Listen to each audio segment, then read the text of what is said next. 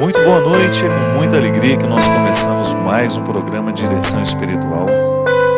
Obrigado por me dar a oportunidade de mais uma vez estar na sua casa, de entrar na sua história, de estabelecer este momento de encontro.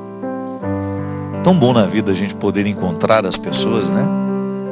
Não falo só do encontro que às vezes acontece, de esbarrar, não, encontrar de verdade. Quando a gente tem aquela sensação de que estamos acompanhados, não é assim? Nem sempre ter alguém do lado é garantia de estar acompanhado. Estar acompanhado é muito mais que isso. É a gente ter a oportunidade de reconhecer que o outro diminui a nossa solidão. Por quê? Porque é capaz de nos compreender, é capaz de estabelecer conosco comunhão, de sentir juntos, de pensar juntos, de fazer da palavra uma estrada através da qual a gente entra no outro e permite que também o outro entre em nós. Essa é a graça do encontro, a graça da comunhão, que Jesus viveu tão bem com as pessoas. Aliás, minha gente, cada vez mais eu me convenço que o que atraía as pessoas, o que fazia com que as pessoas quisessem estar com Jesus, é porque ele era um gerador de comunhão. Alguém que de alguma maneira tinha facilidade de estabelecer os vínculos, né? De permitir que o outro pudesse ser quem ele era. Porque Jesus era um lugar humano, né? Divino. Mas Jesus, enquanto pessoa que estabelecia esta comunhão, que facilitava as pessoas a compreenderem até mesmo as suas mazelas. A vida nos ensina isso, que às vezes para eu compreender um defeito que eu tenho, eu preciso de alguém ao meu lado me amando. Porque o amor do outro é uma luz que não queima. Que quando mostra o defeito que a gente tem, ao invés de nos queimar e de nos machucar, assim como esses refletores fazem com a pele da gente, se a gente não tomar cuidado, o amor é uma luz que faz com que a gente perceba a sujeira do vidro, né? É como você ter um vidro que você aproxima da luz. Quanto mais você aproxima o vidro da luz, mais você vai percebendo as imperfeições que ele tem. Jesus era capaz de fazer isso. Apresentava uma luz para que a pessoa pudesse enxergar sem medo os defeitos, os limites, as imperfeições. E é por isso que é importante na vida a gente estabelecer comunhão. Você sabe que um dos desdobramentos da vida comunitária, eu me recordo que quando estudava teologia, quando mergulhei um pouco mais no mistério da igreja, eu achava muito interessante quando descobria o lado social da pertença, né? De você estar numa comunidade, de fazer parte dela, de conviver com as pessoas que fazem parte daquela comunidade. Por isso é importante ir à igreja, para que tudo isso aconteça com a gente, para que a gente tenha amigos, para que a gente estabeleça vínculos, e vínculos que possam nos ajudar a crescer. Porque senão a gente vai cultivar vínculos inférteis a vida inteira, né? Que não gera nada. São os encontros. Você pode encontrar muita gente. Hoje eu encontrei muitas pessoas. Mas qual encontro fez de fato eco dentro da minha existência? Quais foram as pessoas que no dia de hoje representaram um espaço de crescimento humano para mim? Porque senão eu esbarro em todo mundo. E tudo vai depender, minha gente, da maneira como nós nos dispomos para este encontro. A vida nos proporciona o tempo todo. Eu encontro o motorista do ônibus, eu encontro o cobrador do ônibus, eu encontro o eletricista que cuida da minha casa, eu encontro a pessoa que trabalha na mesma recepção que eu, encontro a pessoa que vai viajar do meu lado. Agora, o que eu vou fazer com essa oportunidade? Aí passa pela minha decisão, passa pela sua. Toda vez que a gente tem a oportunidade de estabelecer um encontro que nos faz crescer, que nos torna melhores, é ótimo, é maravilhoso. A gente já falou aqui tantas vezes do quão é bom aprender, né? De repente você encontra uma pessoa que tem um conhecimento que você não tem, e aquela pessoa lhe proporciona, naquele momento do encontro, a oportunidade de você superar, por exemplo, estados de ignorância. Quando a gente vai ao médico, por exemplo, o médico diminui a nossa ignorância quando Ele nos ensina o que é que a gente tem ou se não tem. O que a gente precisa fazer para deixar de ter aquela doença ou para controlar, não é assim? Quando a gente vai e pede para Ele, ô doutor, me dê uma solução, né, para o meu problema. Ele não vai dar uma receita mágica, Ele vai ensinar um jeito de viver.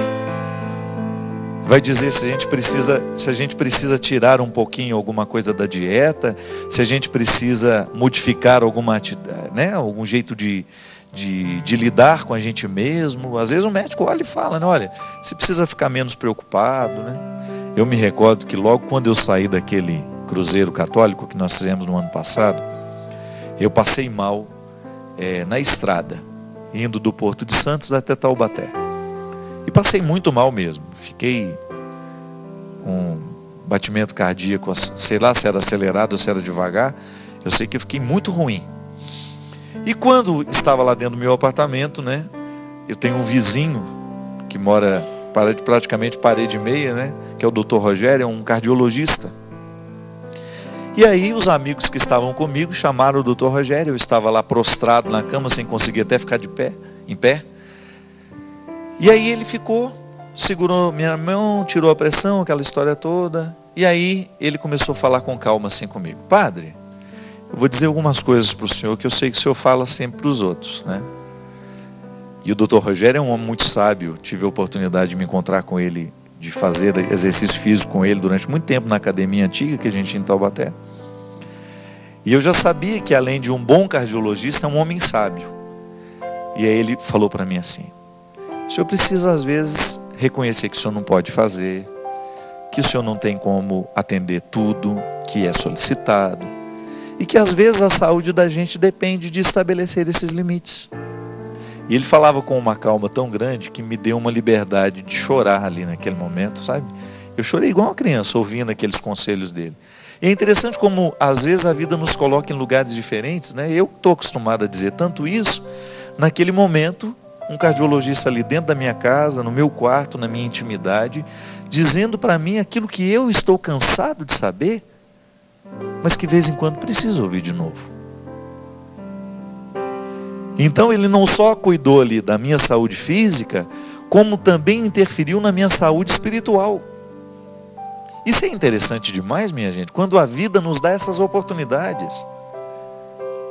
Quando o encontro acontece de fato, alguma coisa é transformada. A gente muda um ponto de vista, né? É bom a gente ser alterado para melhor. É bom quando a gente descobre que a gente está atento a isso. Hoje eu quero encontrar as pessoas, eu não quero perder a oportunidade do encontro. Mas quero encontrar de fato. Quero encontrar para fazer bem e também que o outro me faça bem.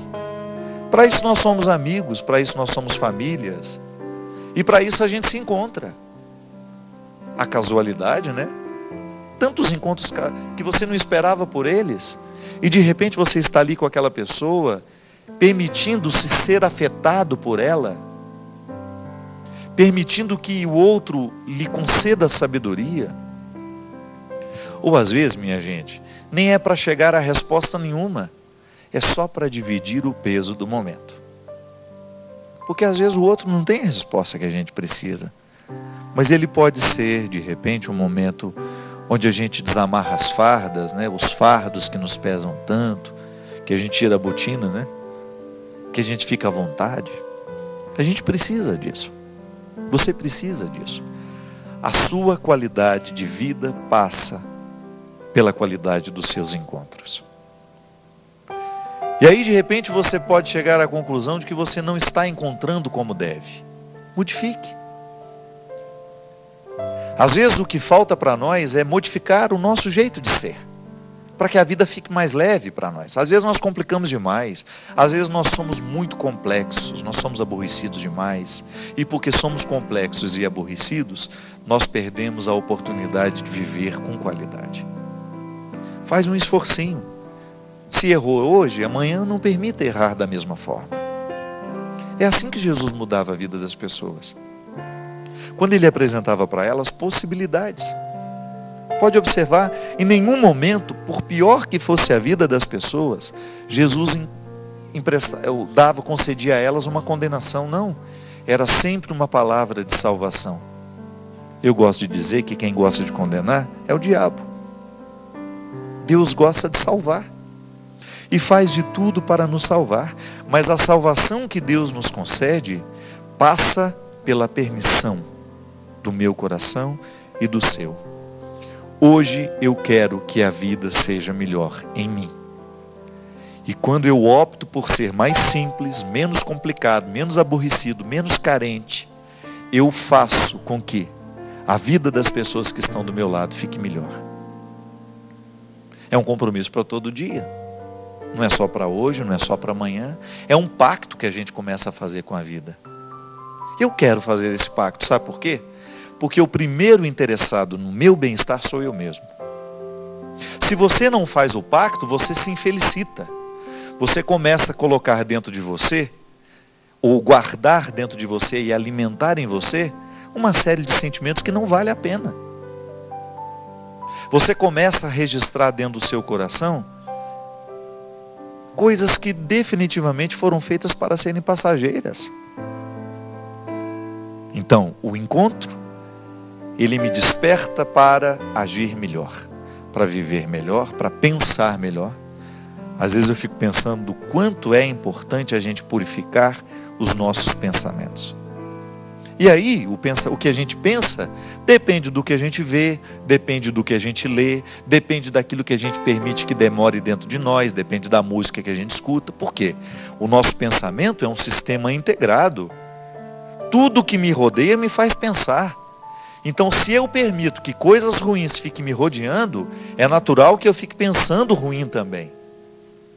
A gente tem que tomar muito cuidado para a gente colocar um filtro na realidade. Porque esse filtro é que vai dar qualidade à nossa vida. Porque no mundo tem muita desgraça, tem muita gente ruim, tem muita gente de plantão, louca para fazer o mal, para esparramar fofoca, para difamar. Então a gente precisa colocar o nosso filtro, para a gente não permitir que essas maldades que estão soltas venham morar dentro de nós. E aí volto ao encontro. Quando a gente tem um cuidado para que os nossos encontros sejam férteis, a gente de alguma maneira fica imune a tudo isso, né? A gente precisa buscar uma imunidade, porque a vida não é fácil. A vida é luta.